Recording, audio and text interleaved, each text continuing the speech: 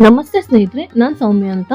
ನಾವಿವತ್ತು ನಮ್ಮ ಕಲ್ಪವೃಕ್ಷ ಫೌಂಡೇಶನ್ ವತಿಯಿಂದ ಧಾರವಾಡ ಜಿಲ್ಲೆಯ ಕಲಘಟಗಿ ತಾಲೂಕಿನ ದುಮವಾಡ ಗ್ರಾಮದಲ್ಲಿರುವಂಥ ಶ್ರೀ ಕಲ್ಮೇಶ್ವರ ದೇವಸ್ಥಾನವನ್ನು ಸ್ವಚ್ಛತೆ ಮಾಡೋದಕ್ಕೆ ಅಂತ ಬಂದಿದ್ದೀವಿ. ಸುಮಾರು 3 ದಿನಗಳ ಕಾಲ ಈ ದೇವಸ್ಥಾನದ ಸ್ವಚ್ಛತೆಯನ್ನು ಮಾಡಿ ಅದಕ್ಕೆ ಬಣ್ಣ ಹಚ್ತಾ ಇದ್ದೀವಿ.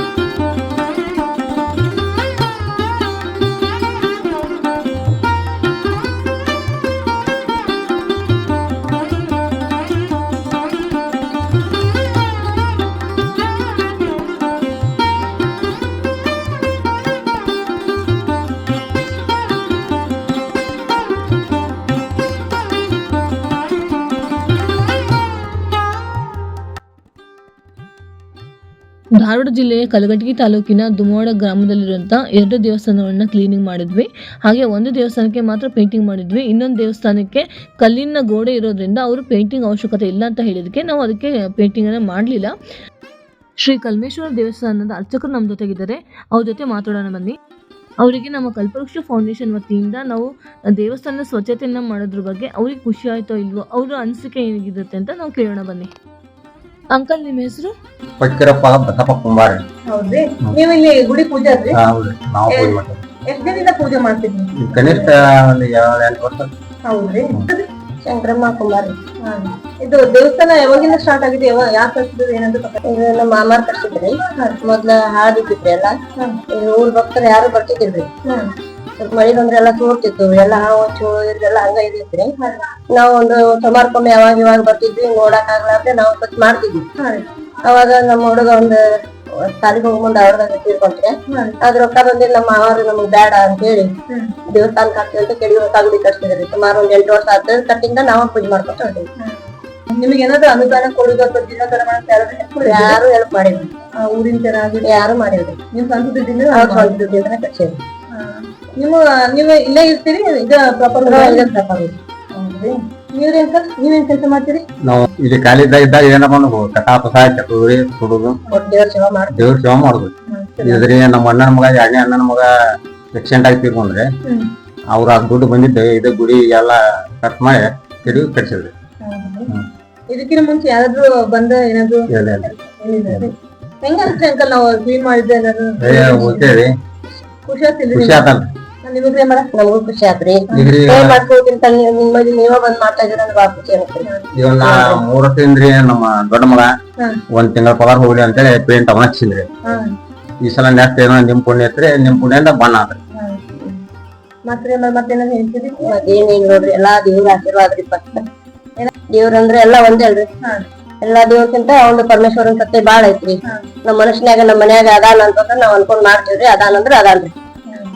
ಲಗ್ನ ಉಳ್ಪಿ ಕೊಟ್ಟಿರ್ತಾರೆ ದೇವ್ರ ಮಾಡಕ್ಕೆ, ಅದಷ್ಟ ಕರೆ. ಇಡೀ ಊರಾರ ಯಾರ ಲಗ್ನ ಬೇಕಂದ್ರ ಅಷ್ಟ ಕೊಡ್ತಾರ್ರಿ. ಈಗ ನಾವ್ ಗುಡಿಗೆ ನೀವ್ ಮಾಡ್ಬೇಕವ ಮಾಡ್ರಿ ಅಂತ ಯಾರು ಕೊಡಂಗಿಲ್ಲ. ತಮ್ಮ ವೈಯಕ್ತಿಕ ಅಷ್ಟ ಕೊಡ್ತಾರ. ಪೂಜೆ ಮಾಡ್ರಂತೆ. ನಿಮ್ ಫೌಂಡೇಶನ್ ದಿಂದ ನಿಮ್ಗೆ ನೀವಾಗ್ಲೇ ಬಂದ್ ಇದು ಸೇವಾ ಮಾಡ್ತೇನೆ ಅಂದ್ರೆ ನಮ್ಗೆ ಬಾಳ ಖುಷಿ ಆಗತ್ರಿ.